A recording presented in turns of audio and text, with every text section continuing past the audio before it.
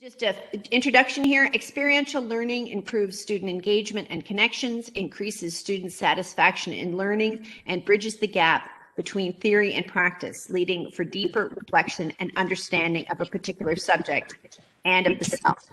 This interactive workshop will introduce instructors to two of the experiential learning initiatives currently being developed by Student Life and partners. Number one is Experiential Pathways, which is allowing students to self-navigate their learning journey or be guided by a navigator. And two is Experiential Learning To Go, a framework to create and support curricular experiential learning activities. The workshop will assist in the development of the L2Go template. With that, I would like to introduce our presenters, Dr. Shannon Lewis-Simpson, Jennifer Brown, and Lisa Russell, all from Student Life. Good morning to everybody. Just a brief note, I guess, that the workshop today is bearing only slight resemblance to what we presented or put in the conference program. So we can certainly talk about the pathways later, but it's not going to be the focus today. The focus today is going to be on experiential learning in the curriculum and how we can help instructors do these things that we know are good for students and we know are good for community and good for instructors themselves and for everybody in the learning cycle. So with that in mind, I'd just like to say right now that I am here now in Harbour, Maine, and I'm on the ancestral territory of the Beothuk and the Mi'kmaq. And I encourage you to know which territories you work and live on at this moment and or where you happen to be in your time. My name is Shannon Lewis-Simpson, as she said, and Jennifer, over to you. Good morning, everyone, and thanks for joining us. Jennifer Brown, Director of Student Life. Delighted to have you all here. And while we're here to share with you, we're here to learn from you as well. So I'm looking forward to the discussion once we share some of these concepts, and I'll turn it over to Lisa. Thanks, Jennifer. Lisa Russell, Manager Student Experience Office. Working on experiential learning has been something I've been involved with now for probably close to 20 years in my time at Memorial. And certainly what we're going to talk about today, I think, is one of the most exciting directions that this kind of work has taken over that time. So I'll turn it back to Shannon to lead us off.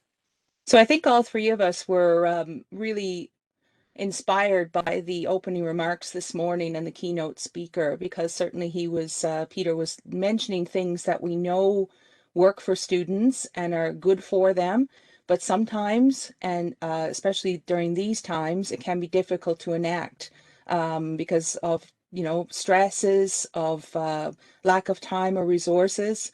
So we can help in that regard. And we're going to show some ways in which we can help with regards in student life to assist instructors in implementing some of the things that we know are good for students. And number one of those is experiential learning. We're in the process now of developing a bunch of different initiatives during a pandemic, which is a bit ambitious, I suppose, because everybody is burnt out and stressed out, but you got to go on. And one of the things that we do know is that students need these supports and these connections through experiential learning more than ever before. It's what we're hearing, and it's what we know through the literature and through what we know through our conversations with students. So we go. So what is experiential learning? In case anyone doesn't know, I suppose this is the definition of it. It's learning through practice. It's putting academics into conscious practice and then reflecting upon what is being done. And in the process, students are gaining insights and lessons from this engagement and applying them then to their future work, future life, and future learning in Co's learning cycle. Essentially, what we want to achieve are memorable learning experiences for students so that they are confident, creative, connected, and can articulate their competencies they have gained in these experiences in their future lives, their future learning. So that's what we're trying to do. What are the gaps here? The problems then that we have? Not all students have experiential learning inherent in their curriculum. Some programs, engineering, any of the practical programs, anything with an internship or a lab component or something that you're doing something and then reflecting upon it that is inherent within the program. See, these students are getting this immediately. but some programs have less inherent opportunity for experiential learning within them. So I think those are the students that we're trying to reach out to and ensure that they make those connections that Peter was referring to this morning. It doesn't have to be in every course, but it should be somewhere within their program that they have the opportunity to make these connections in this way and learn in this way. We offer co-curricular complementary programs within Student Life, as does other units around the university. But certainly if things are not required, a lot of students don't take them up. So how do we reach out to the students that we can't get hold of? We need to go back to the curriculum, to what the core programs, the core courses, and look at how we can encourage students to be part of this learning cycle. And certainly what we're hearing is that because of the pandemic, a lot of students are missing out on the connections that they would naturally make in a lab or in a more practical component. They need them more than ever. So we're looking now for the fall and winter semesters of this year coming to assist instructors, assist faculty members to be able to see how they can do these things, see how they can add these things to their classrooms. Yeah, we need to fill the gaps. Basically, we need to bridge those gaps. And of course, the gaps that we see, we know that through the strategic materials, and perhaps Jennifer and Lisa would like to chime in on those at the moment. Yeah, no, I can chime in here. In particular, I would speak to the teaching and learning framework, and even if anyone's looked at the draft strategic plan, there's a lot of connections here, I think, around experiential learning, giving students experiences, awareness of the benefits and the tangible outcomes of those experiences, and connecting the experiences that they're having both in and outside the classroom to future success in life, in career, in wherever they're going to go. So I feel like all of our strategic documents are aligning in a way that tells us this is where we need to go. And I think now the money hits the road, or the rubber hits the road, I should say, and we have to start doing some of these things in a more strategic way where we can actually measure outcomes and see the impact that this type of learning is having on student outcomes. The other thing I'll add before you move on, Shannon, is that there is an EDI lens to this as well from an equity, diversity, and inclusion perspective, because it is a privilege to some extent for students to have the ability to devote considerable time and resources to outside the classroom involvements that don't compensate them, right, through volunteer engagements, which we know offer rich learning experiences, but that isn't something that suits every student's abilities, right? If they're working multiple jobs, if they have family obligations, for example, when we're able to integrate it into and have these powerful learning experiences integrated into meeting their academic requirements, it just helps ensure that every student has access to these kinds of experiences, and not only those students who are privileged enough to devote considerable time and resources to additional engagement within the campus community, which we still want to have, but it doesn't work for every one of our student situations.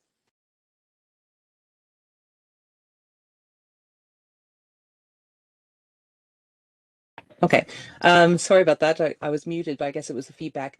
One other thing I'd add then to that, Lisa's point, is global learning, for example. Not every student has the ability to travel abroad. We know that is very impactful. Those methods of learning are very impactful for students.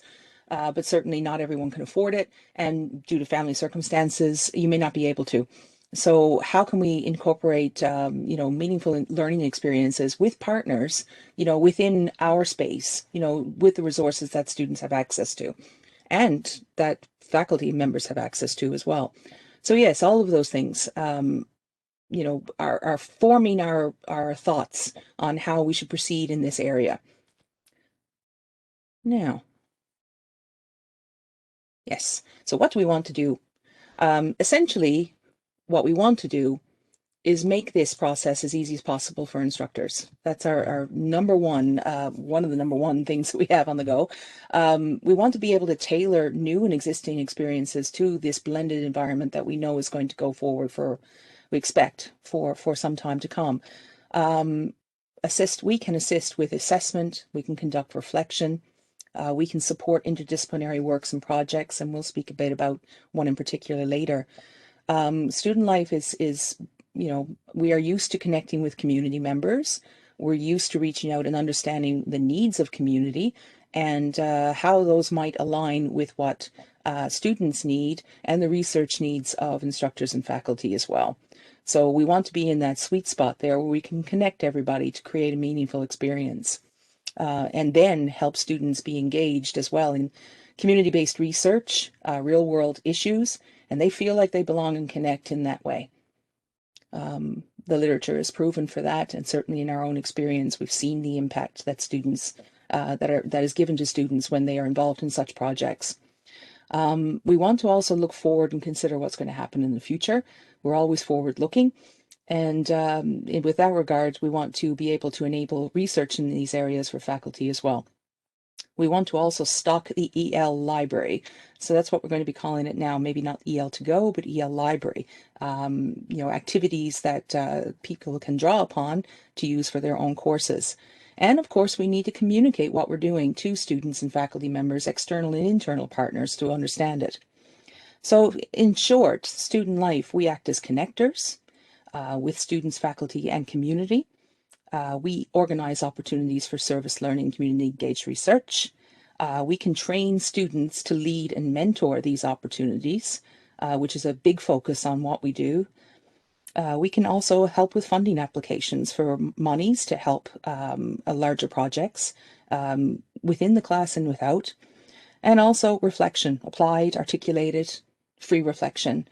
These are things that people have a lot of experience with within the Student Experience Office and within student life, and we're pleased to assist in that way.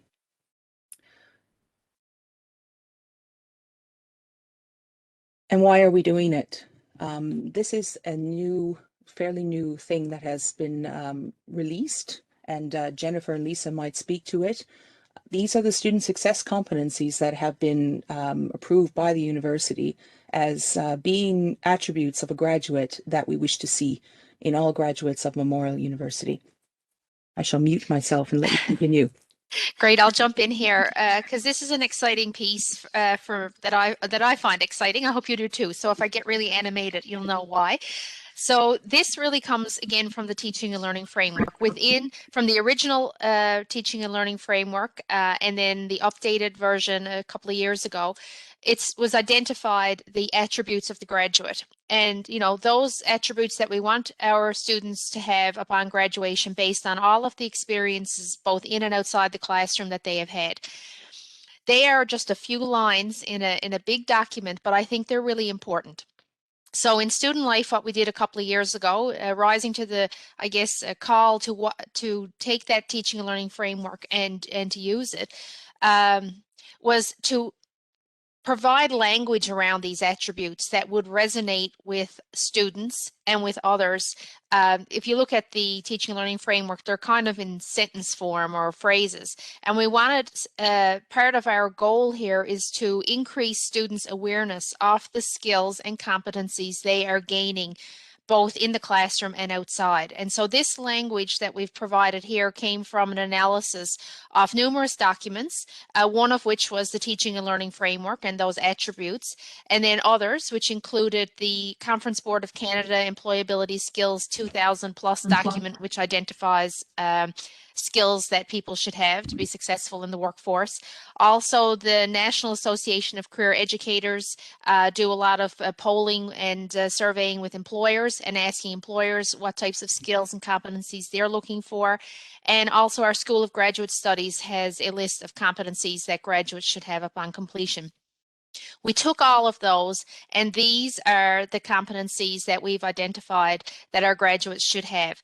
And we are intentionally using this language in the different programming that we're doing so that students can actually see the sorts of things that they do and the types of skills that they gain from those experiences.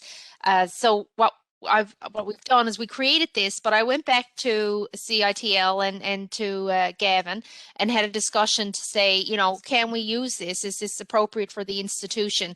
And the feedback I got was yes. Right now, the university doesn't have a document that is articulated like this, and based on where it comes from, we're comfortable in using it. It might be it should evolve over time as new skills and competencies may be identified, but a lot of what we're doing here is represented, and this hopefully will help students be able to recognize, be aware, and articulate the skills that they're gaining from the various learning experiences both in and outside the classroom. I'll stop there just in case Lisa or Shannon, you want to add anything to give some context to that document and how we might be using it going forward. No, the only thing I'll underscore, I think, Jennifer, is the power of that common language.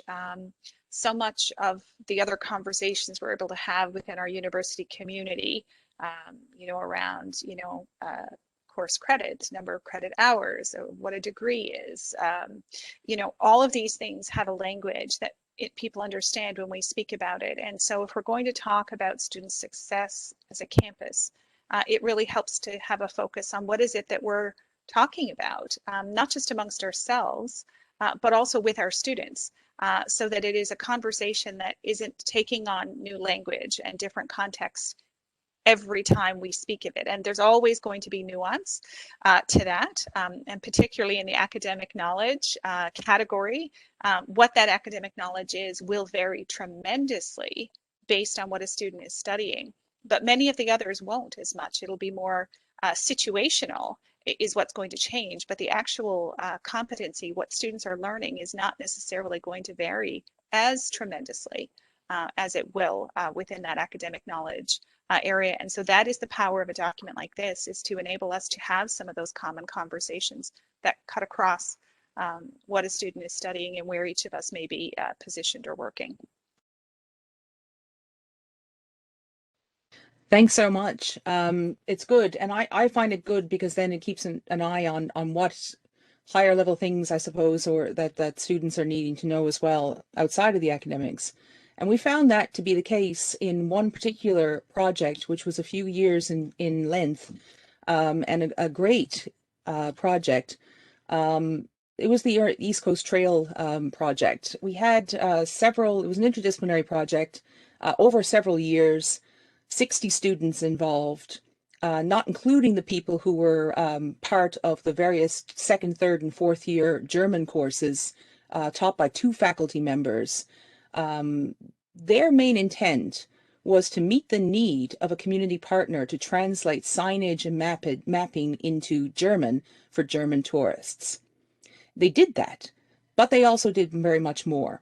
They created websites for German tourists. The students actually created their own websites in German.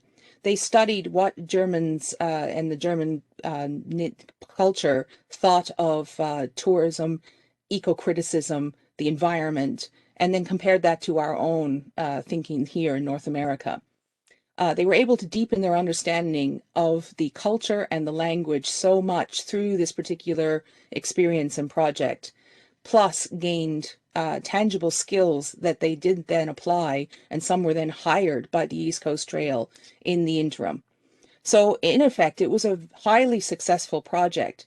One, of course, that probably would not have been able to happen without our involvement.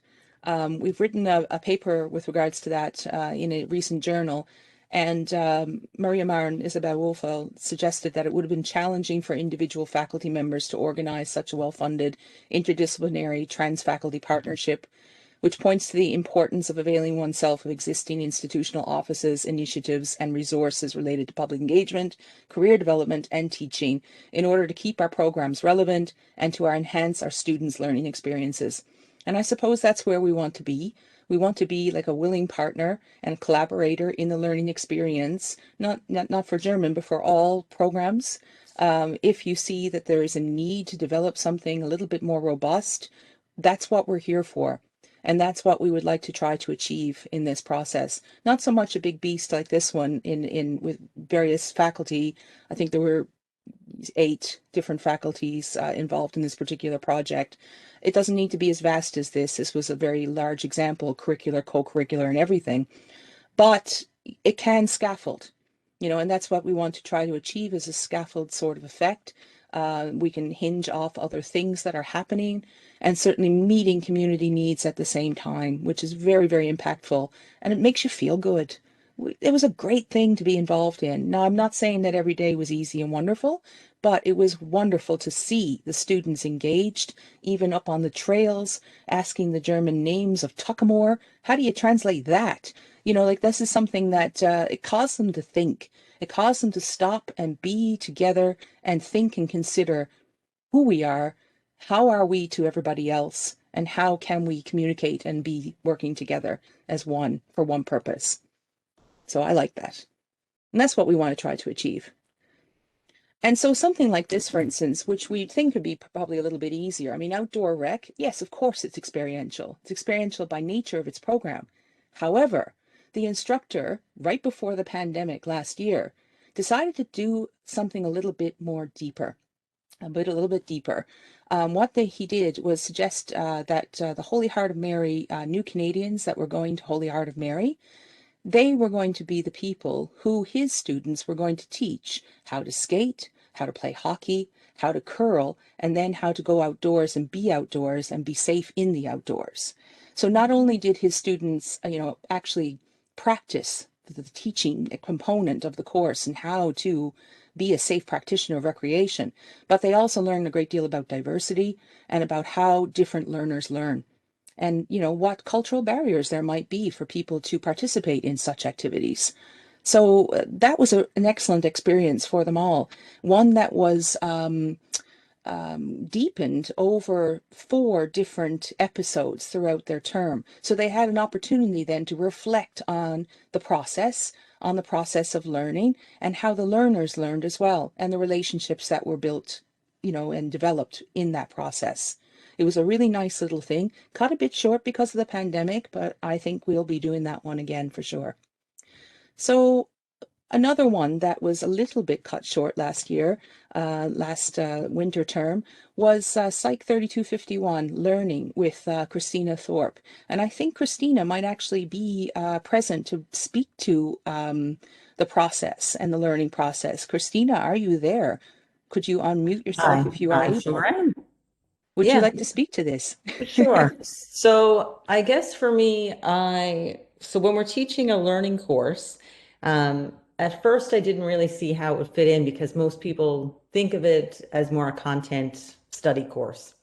But for me, there's so much the material. So, like reward and punishment, and when do we use them, and, different associations that are made, that in my life, especially with the semester that I'm teaching the course, everything that I look at, my kids have a temper tantrum, and I go, oh, what was being reinforced, and what did I do? And, I see, things happening with the dog outside. And I'll tell students those stories, but I really wanted them to kind of be pushed a little bit more to think about it, and also to get more volunteer experience and to learn some of those communication skills and time management skills that I do think are important when they're applying for graduate school or jobs or whatnot. So I talked with Shannon and Lisa and about how to do this. And I think Jennifer actually was in one of the meetings as well. And so we ended up basically coming up with a plan where 25% of the course marks were for doing this project. And so they had to do the bronze level of the VIP program. And then we had Shannon come into class and do 3 reflections about how their different volunteer experience was going. And it had to be related to something with learning. So we had people volunteering at like the Autism Society, some students were at dance studios, like there was a wide variety. And yeah, then they also had to go get a scientific article that was related to it and kind of summarize it and reflect on it. And the final reflection piece we didn't get to because of COVID, the shutdown. But I think the thing that surprised me the most was how much students got into it. So like I know one student, they only had to do the bronze for this, but I have a student who continued on and got to the gold, and this was a class of 40. And I also had quite a few students who came up to me after and said, they had wanted to do, I think it kind of speaks to Lisa's point about the equity, the EDI stuff, that they had really wanted to volunteer because they knew how important that would be for their graduate applications, but they didn't have time because they had to work. So at least now they were getting course credit. And it wasn't a ridiculous amount of time for the course. It was 20 hours, but when you're busy and you've got to make money from a job to help support your family, that 20 hours is a lot. So so it was very good. It felt nice to always have Shannon that I could go and chat with about how it would work out. I enjoyed this immensely. I enjoyed the process of working with Christina to create this course and learning about learning, because I'm not a psych person. I've never taken psych before. So I really didn't understand it and how it was working. But what I really appreciated about this was that the coordinator of the Student Volunteer Bureau, for those who don't know, is a student, a senior student, and she had one of her volunteer assistants, who is a psych major, come and do these reflections and explain the process, because he understood, he had taken, Dr. Thorpe's course before. He understood exactly what it was that she needed and wanted from them, from the experience, because he had been through the bronze level as well. I thought that was, to me, that was one of the most important things, was that it was an opportunity for senior students to mentor junior. It was an opportunity for them to validate their experiences and to feel wanted, and valued and part of the system, and something tangible to put on their resume. I guest lectured in a university course as an undergraduate, and they did. They absolutely did. Christine and I sat back and drank coffee. I mean, the students did everything, which is ridiculous to say, but it was beautiful in that, sometimes it is impactful to sit back and let the students do their thing. So with that in mind, what I want to do now is, for the moments in time that we have left to us, for about 5 or 10 minutes or so, what I want people to do is to go back to the chat, and there is a web link in there for the form, so to speak. And if you click on it and click continue, you'll come up with an experiential learning activity creation template. Don't ask me about the title. I got in a muddle last night and wasn't sure what to say about myself. So what I'm going to do is try then to share this content. And then maybe we could take some time to have a look at it and see what people think and how you might apply this sort of process of thinking about creating an activity to your own course. So we can have a look at it about that. Can you see that all right? Yes? Can we repost that link, Shannon? Yes, certainly.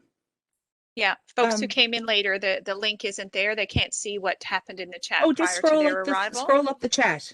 You can't see it if you weren't here at the very start. Really? Okay. Oh, he's just going to form it. Thank you. No, I don't think so. Oh, it's there now. I just posted it as well. So Thank you so much. If anyone can't get it, just let us know. Right. So can you see this form in the background there? Thumbs up if you can see it. All right, great. Yeah, so essentially this is to cause people to maybe slow down a little bit and think about their own course and think about the learning outcomes that they wish to achieve, or what vision they wish to see for their students. Is there a particular problem in community that you've noticed that you wouldn't mind exploring and you're not sure how? Is there something like, if you're looking at chemistry and you're looking at soil, I know that that is something that's been done before, and that was kind of an interesting thing to do. What about agriculture? In rural areas, I'm throwing out ideas, but certainly if you're attentive to the news and what community partners want, there's a multitude of community-based learning activities that you can do for sure. And that's only just but one aspect. So take a moment, and I'm just going to be quiet. And if you need to mute me, then that's fine. But what we can do is go through this and go through what might go in this this template if you want. And it's only a tool. It's a method of coming to your thoughts about what you might want to see in your particular course. So yeah, what do you wish to see, the vision? What do you want students to learn by completing a particular experience? How would you like to see that learning taking place? Do you have a partner in mind already, a community partner you'd love to work with, an issue that you would like to see solved or move forward? Then you get into the types of reflection. Is it going to be unintentional and sort of organic reflection as students go through something? They remark upon what they've done and seen. Is it more structured with questions involved and such like that you want people to get into a little bit more deeply? Is it something that needs to be a formative assessment for a particular professional aspect or professional qualification that they need to be able to articulate their learning in such a way? The same thing with feedback and assessment there. So you can have unstructured, feedback through experimentation or external assessment. And certainly if anyone wants to unmute themselves or add a question in the chat, you certainly do it at that time as well.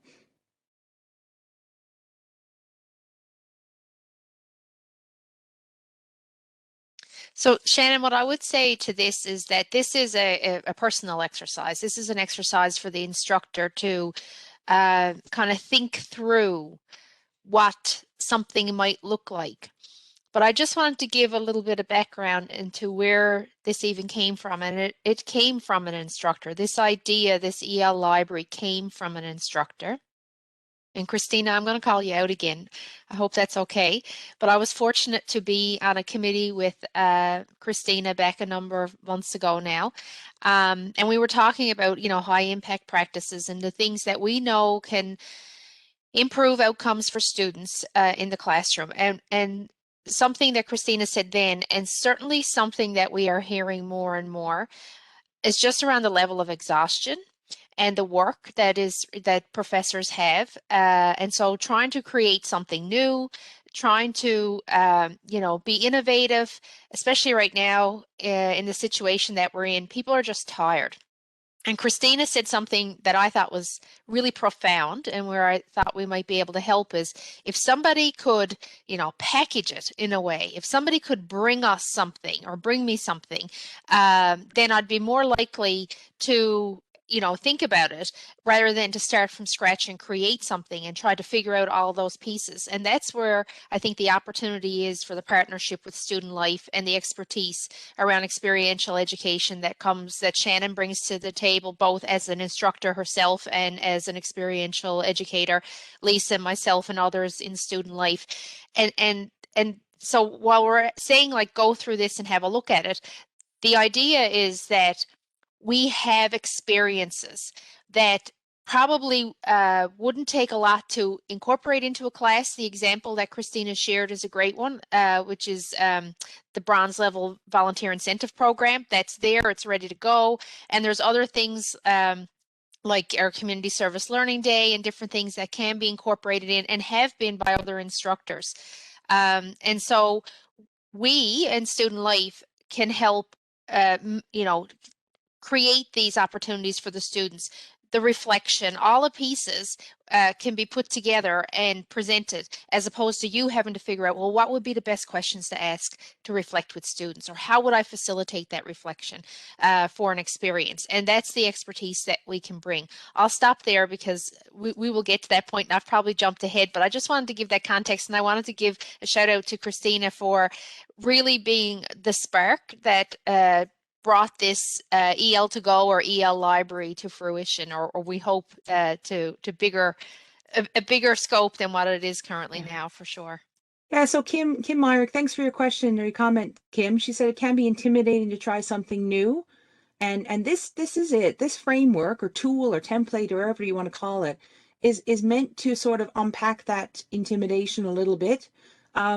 We have a heck of a lot of partners and contacts within Student Life, like a lot. And that's one of our main strengths. And if you have an idea or even just a thought of what might be working, towards you know, a deepening of learning in a particular area. So it doesn't have to be the entire course. It could be just a section thereof or something you just want to try.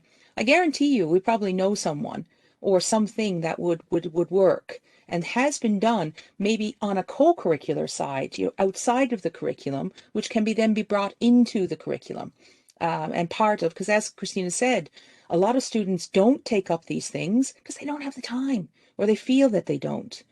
And if they get academic credit for what we know is good for them, then hopefully some of the ones that are hesitant because they feel they can't take the time do take the time and use the time wisely. And that's what we want to try to achieve and broaden the scope of how many students do take up this.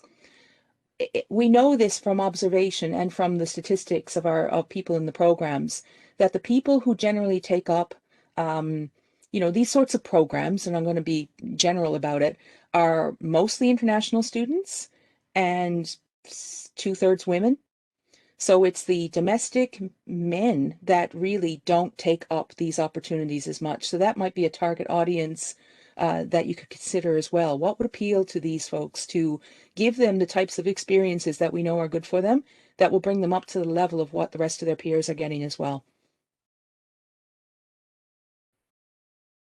One thing that I wouldn't mind saying to Kim's comment about how intimidating it is, student life really was helpful, right? Because the same thing, I was like, a reflection. How in the world am I going to do a 50-minute reflection, right? Like, I don't know, like that's not my training, right? So it was nice having student life and, you know, as Shannon said, the student who had a psych background who kind of helped to lead those, because all I was thinking was I have to go out and spend how many hours researching how to do a reflection? Like that's just not my area of expertise. And I also thought that it helped a lot when I had questions like, is 20 hours too much? What do I do if a student gets sick? What do I do if a student wants to do a volunteer experience that they've already been doing, right? Like, will that still be the same benefit? It was just nice to know that there were people there that I could kind of talk those things out with when it felt kind of overwhelming. So I do think that having that connection with student life helps with the intimidating part. So I'm just going to jump in. Thanks for that, Christina. That is sometimes the benefit. So VIP and this bronze level of VIP that we've referenced is actually a 4-level program that's been around for close to 15 years probably. And we have hundreds of students who do it every year outside of a classroom context. So there is a real system that supports how that program runs, that knows how to respond to issues and questions that students have. So some of it is about how we make existing infrastructure of some of these outside the classroom experiences more available to integration within the classroom environment. This is not the first time bronze level VIP has been integrated into a class. This is the way that it worked for this particular psych class. It can take a slightly different format, in other classes. And that's just one example out of an existing co-curricular program, for example, in terms of how it can be integrated in. It's not the only one, and there are other kinds of things. Through consultation work that I did on a leadership course within pharmacy, we integrated a whole variety of different things that had come from our co-curricular experiences. Things like a team contract to govern how they were going to work together as a team, which we regularly use in some of our co-curricular programming when we team students up, just so that everybody understands kind of what the expectations are as a group and they agree how they'll work together. Things like having, a pitch competition. So teaching them how to pitch an idea, but then just bringing in a panel, and they actually pitched ideas to an actual panel and got some feedback in the classroom from the panelists on doing that. Those were some of the ideas that we were able to bring to those conversations that were very different from things that had happened within that particular curricular environment previously, that were really, effective for the students. And so, this, tool that has been created is one thing to help spark some of those conversations. And the idea here is that we do get more to this repository of possibilities that we can look to help spark, innovation, to help make it seem less intimidating, that we can attach, you know, quantify how many hours would it take if I wanted to go this route, right? What's the impact? You know, how much class time is needed? How much time is needed for me as an instructor? And again, with support, it's easier to go that route than it is to feel like as an instructor, you're often taking it on by yourself. And I don't have the privilege of being a regular instructor within the university environment, but through the guest lecturing I've done and the work that I've done with faculty members, it's fantastic to have those collaborative conversations about how do we construct this course? How do we take this element and work together to make sure that it achieves the objectives that the academic leadership has set out? So all of those things are the exciting things. You know, you're really bringing in other experts who can help you have conversations and have those, you know, kind of brainstorming conversations about what's the best way to structure this. It's not necessarily everybody has the right answer right at the beginning, but usually there's a way to work through that. Yeah, and so, you know, essentially, if you're wanting to incorporate EL into your classes, you know, for the upcoming academic year, please do contact us. You know, please do get in touch. It might be very easy indeed to do something similar to what Christina had done, or something specific to the subject matter that you're discussing as well. There are some some general programs that are well established with partners for a long period of time on the, like I said, the complementary side, the co-curricular side, which can be easily adapted for a classroom. It's a matter of just being able to have a conversation sometimes. And that's what I'd like to leave people with, I guess, and maybe open the floor to discussion. It can be really isolating, particularly now, to try to, you know, think about doing something different or new when you're not even sure what's going on at all. So know that you're not alone. We are here to help. All the units within MON are here to help, to be fair. And the depth of knowledge and experience within these units is to your advantage and to be used by you to be able to create the best possible experience you can for students. So that's what I would, the sales pitch, as it were. You know, we're basically here to help and not make a burden. But know this, that this year in particular, the students are looking for these kinds of experiences. They absolutely need to be able to connect in somewhat of a tangible way with community, with each other, with other knowledge keepers, with the faculty members themselves. And sometimes, you know, the process of experiential learning, you know, the planning, the doing, the reflection, and then the redoing, if you have the chance, it allows time for these connections to be built. And that's what I think we need to think about, is how do we allow the time for these connections to be built, to deepen the learning in this way and the connections in this way. I'm going to stop sharing now. And maybe we can open the floor to some questions or comments that people have.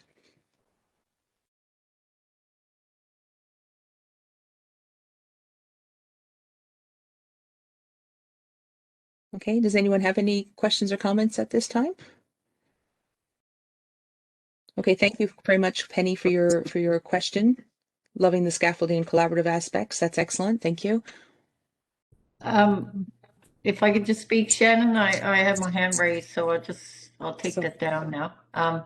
But I just wanted to say, you know, to the theme, this is a experiential learning. From my experience, I teach in the Faculty of Business, and it has been a wonderful way to build connections with students, because they reflect upon their experience and a reflection on themselves in it, and with you as an instructor, or with me as an instructor. But you know, it is a difficult thing to embrace for the first time.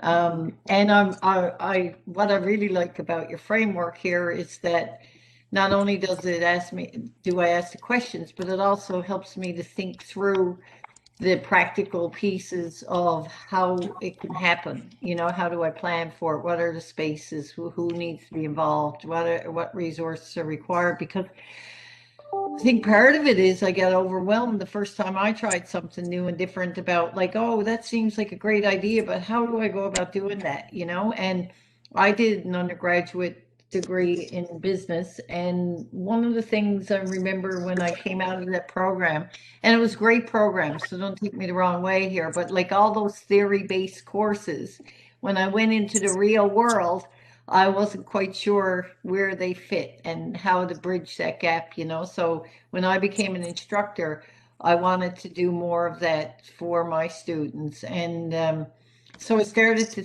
just do things on my own initiative. And I gotta say, it was so intimidating the first few times, right? Trying something so different. But one of the big hurdles for me was that piece around how do I make it happen? I have a great idea, but how do you feel secure? And so I just wanted to say I really like what you put forward here, because to me, as an instructor, it gives me something that I can really work with that way. So thanks. Thank you, Kim. I just wanted to, while we're seeing if someone wants to raise their virtual hand or just put comment in the chat. I recall speaking to another professor who had incorporated an experience, and they had tied it was an education class, and they had tied their curriculum to our community service learning day, and it was the class went to Rainbow Riders. So it was done during midterm break. But one of the takeaways that they indicated was the class changed going to the experience. Everyone was on the bus and everyone was, on their phone, and it was, to themselves. And coming back, it was like they had just left, a hockey game where they had just been cheering for their number one team. And she said the dynamic in the classroom changed immediately. It was like you were walking into a group of friends who were doing a course together versus individual students. So even the dynamic that, depending on the experience it can have in the classroom around connecting students with each other, can be just so powerful. So I just wanted to share that as an example as well. And I believe Shane has his hand raised, so we'll pop it over to Shane. Thank you, Jennifer. One of the questions that I do have is I really enjoying this kind of like EL to go I guess sort of package you have. I think it's really cool. The one question that I have based off previous experiences is at the end of a course or towards the end of this package, I was wondering, was it incorporated any guidance or resources towards the latter half or end of the course for that would, I guess, empower students with knowledge on how to continue with this type of learning? And this could be anywhere to how to continue working with these organizations. Are these organizations able to or willing to work with you beyond this course? Is there any other courses or programs, maybe suggest you do the MBA SEE or, any particular undergraduate or graduate program? Is that something that's incorporated as part of this package or? Yeah, so the last question is what next? Like next steps in your learning journey, so you've had this experience.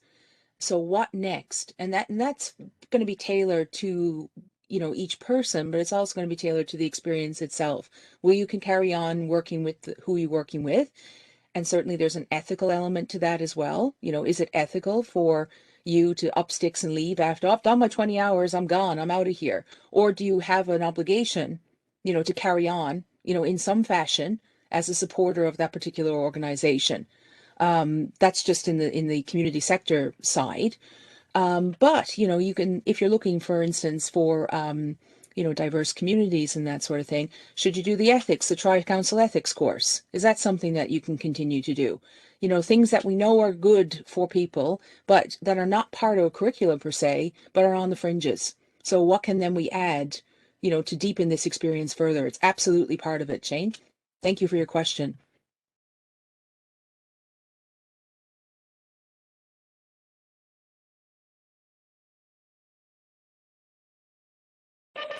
Any other comments, questions? I think we have one there from Mike Keogh.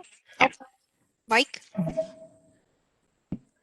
First of all, I'm not an instructor, professor, teacher, or student currently at Memorial. I have 4 children who are graduates of Memorial and 3 more that are grandchildren that are on their way through. So I'm very much a consumer of your product. I also chair a group called Older Workers, Newfoundland and Labrador. And we're a constituency that you're going to be seeing more of, unfortunately or fortunately, depending on it, as more and more become downsized and lose their workforce participation above 50 years of age and too old to be young, too young to be old, and need to be able to survive. So that group is coming back to you as well. It's been a wonderful experience this morning. I want to thank the Center for directing us on how to get in here this morning. I've been learning about how we're going to be learning and the things that we're going to be doing as well. I've also been blessed in my lifetime to have been in positions, management positions of hiring substantial amounts of people. Most recently, we had about 300 at a center here in St. John's. It's still there. And so we experienced a product that you're putting out. We see a lot of them, a lot of students. And up until recently, it seems to be improving recently before pandemic, COVID.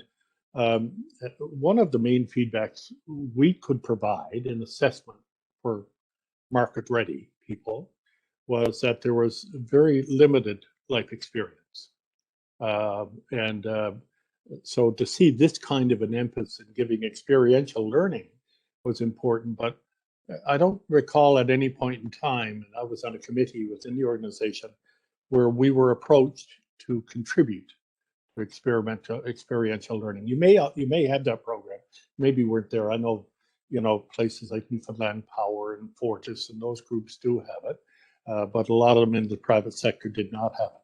So I'm just offering some comments, but I don't see anything here this morning for instructors who will be dealing with people who are already very life experienced. Mine came from the engine rooms to the boardrooms and the towers at in Hong Kong. So I'm very life experienced. But I'm looking at going back to university after learning experiences in the 60s and many of ours in the 70s and 80s. And it's going to be interesting to see what happens back there, because I will not be on the bus going out to visit anybody like that. So once again, thank you very much. It's a very interesting conference, and we're certainly learning a lot. And we're here to find out what's going to be facing our constituency. And I'm certainly very pleased to see the way the thought processes are going in the comments of many of viewers. Disappointed that I don't hear that many more males are participating in experiential learning, and I'd like to know why. That's it. Thank you very much for the opportunity. Thank you very much for those comments, and you're absolutely right. I'm very intrigued to learn more about the organization that you're involved with as well. But one of the things that I guess I'll just mention, I should see if there's any hands up, because if there is, please let me know. Peggy has a hand up, okay.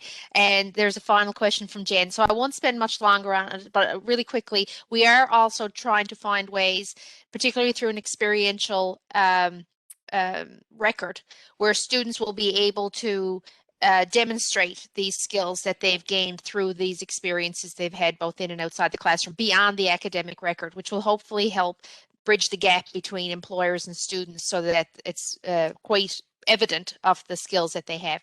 Okay, I'll throw it over. I don't know who came first. I saw Peggy's hand, but Jen is there too. So I don't know who came first. We'll go with Peggy because I can see you there first, and then Jen. We have. I think Jen was first, actually. In fairness. Okay. Well, yeah, then, in fairness, let's go with Jen, and then back to you, Peggy. Howdy, folks. Long time no see. I do have a comment that kind of turns into a question, and as some of you folks know, I'm going to say, including the folks presenting, I suppose, you recognize that I did a master's that with you folks that was experiential in at the Blunden Center, which was an internship, a volunteer internship, and I can really speak to that testament through having that experience, that it is, especially even at the master's level, was a very interesting take to learning and how applicable that's been to what I do now, what my interests are now. I've continued to work in this space, as some of you folks as well know. But my question kind of molds from that learning as well is how did you navigate the intersections that your students occupied, like any barriers that they might have faced while navigating, or those maybe negative experiences? Like we know, like you talked very highly about those positive experiences, and I don't want to focus just solely on the negative, but I do think that sometimes we can work with those negative experiences and turn them into positive learning experiences. Can you speak to that at all? So I'm going to jump in very quickly on that question, Jen. Back what feels like a million years ago when I was doing some work in co-op education, I had a conversation with a student who was on a work term. And the student was very frank that it was not an enjoyable learning experience for that student. They didn't enjoy the work they were doing. It wasn't what they wanted to study. They found it boring, etc. And I said, well, this is great, actually, because sometimes we can learn a lot from the most challenging circumstances, from the circumstances that don't please us. Sometimes we can identify our strengths, our preferences, how we enjoy working, how we don't enjoy working. Sometimes we think we're going to love a certain kind of work, then we start to do it and we realize this is not well suited to me at all. And in fact, sometimes it is through the fact that it didn't work out in the most positive way that we are still actually achieving the learning objectives we've set out for ourselves. So it isn't only a success, as you've said, if a student has a good time. The question is, what are you able to draw from that experience, whether it was, you know, kind of the happy, great experience, which many students have, but even in some of those tough situations, we can still often take learning away from that. In terms of the intersections of identity, our students who come, you know, to these situations from that perspective will experience things sometimes in a very different way. It is part of, I think, the advantage of putting it into the course environment, because I do think it creates more fairness for students instead of adding additional responsibilities to students to just continue to make more time in their already stretched lives for those students who are not as financially privileged, well-connected, and understanding how to approach university and all its enrichment opportunities. Because there are many students who think I'm supposed to do the classroom requirements. If I do that, then I'm getting what I should out of university. It is a privilege to understand that you need to do more than that in order to get the most out of university. And so the more we can build these strengthened connections in the classroom environment, the better we're serving all of those students. And I think we have time for probably Peggy's question now. Yes, and if anyone has to go, by all means sign off, but we'll take the last question. I just have one quick comment on Jen's question, actually. You're right. And I didn't put in purposefully intentionally a question about barriers, but I will in this template because it needs to be there. And I had it in my head. I was like, well, how are we going to make sure everybody is served and can learn? But it's not there. And I think you're right. You need time to stop and think and consider the learning experience for everyone and the community. So thanks, Jen. I'll put that in. Peggy, go ahead. It's more of a comment than a question. Thinking back on the same committee, Jennifer, with yourself and Christina, about experiential learning and high impact practices, but also on the gaps between the first year student being involved versus the senior level.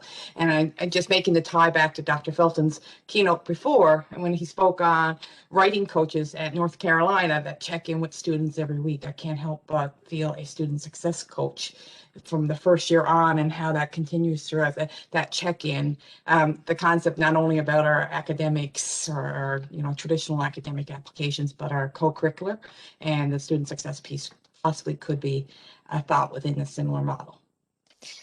Thank you for that comment. And yes, student success advisors is language that we have used multiple times. And again, as we look at some of the other projects that we didn't get time to go into today, like Pathways, it will be those student success advisors, peers, so there's lots of ideas around that, particularly for the first year student. You're absolutely right. Thank you so much. It is 12 o'clock. I believe the bell has gone off. I haven't heard it, but I think it did. So we just want to say thank you, but I'm going to give the last word to Shannon, and kudos to Shannon for pulling the presentation together. It's just been phenomenal to have this discussion and to hear back. And it doesn't stop here. Please reach out to us. We're happy to continue the discussion. Shannon, last word. This is the first step in this process.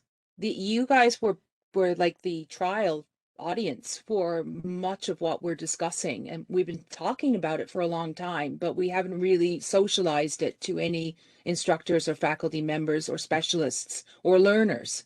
So that's the thing, is that we need to open it now to everyone, and this is the time where we want to hear from people.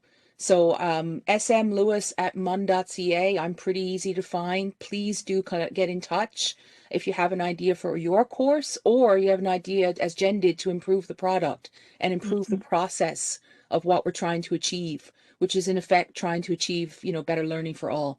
So including Mike, yourself. So we'd love to hear from yourself as well. Thank you ever so much, everyone, for being here. Have a wonderful lunch and a wonderful rest of the conference. Thank you.